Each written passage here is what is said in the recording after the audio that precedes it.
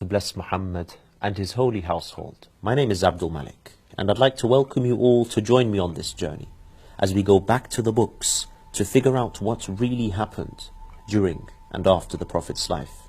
Peace and blessings be upon him and his family. Stay away from the Shia. How many times have you heard this statement? Don't go near them, don't talk to them, and certainly do not discuss religion with them, for they will only confuse and misguide you. What a shame.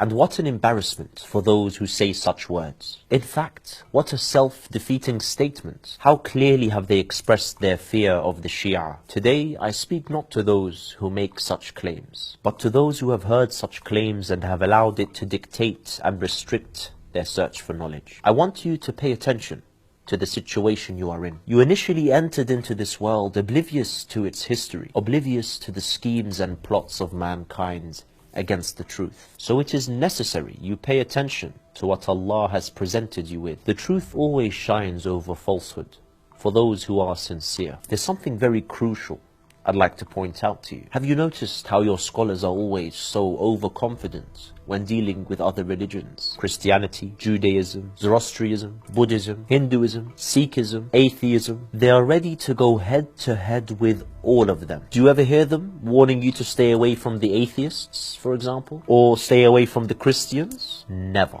So why is this? Because these groups, with their false beliefs, hold no threat to them. How clear the truth is from the falsehood. But the Shia, what is all this about? Had they been firm on the truth, it would have been of benefit for them to tell their people to propagate their religion en masse to the Shia, just like they do with Christians and atheists. You would have seen them organize massive crowds for large public debates, just like they do with the Christians and atheists. But never would they do such a thing, because they recognize the benefit for such a situation would be for the Shia themselves. Instead, they raise their voices, screaming and shouting, telling people to stay away from the Shia, instigating campaign after campaign to kill and silence the Shia. If the voice of the Shia had been falsehood, then believe me, they would not have wasted their time playing these games of propaganda and waging their campaigns of violence. They would have taken the Shia to the intellectual battlegrounds of debate and discussion. But instead they instill fear